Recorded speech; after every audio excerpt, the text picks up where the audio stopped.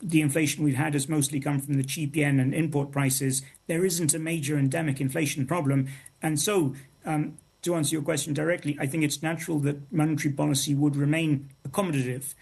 You saw what happened when they tried to raise rates just 25 bips a few weeks ago, and there was chaos in the currency markets. I think the Bank of Japan is extremely cautious about what it does now.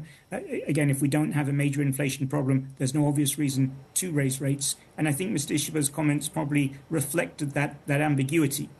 If I can go on just a little bit more on that point, I think a lot of your viewers may have been familiar with a view which is becoming surprisingly consensus that Japan must go through some kind of monetary normalization because it's had zero or negative interest rates for a very long time. I think a lot of people have been buying Japanese bank shares because of that expectation. What I said earlier denies all that. We don't have a major inflation problem. There's no real major need to adjust monetary policy in this country.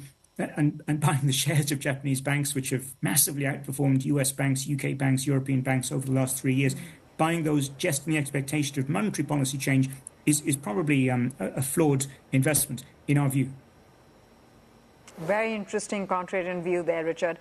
I do want to get your sense, however, on the SME segment, the small and mid caps in Japan. I was having this fairly insightful conversation with the CIO of NSSK, one of the larger asset managers in the region. And he was talking about how succession planning is turning out to be a big challenge.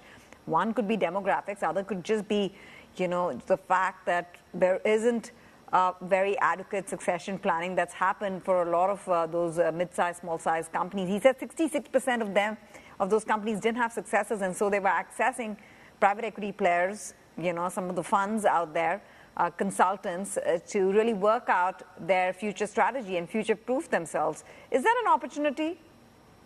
Yeah, and it's a major question.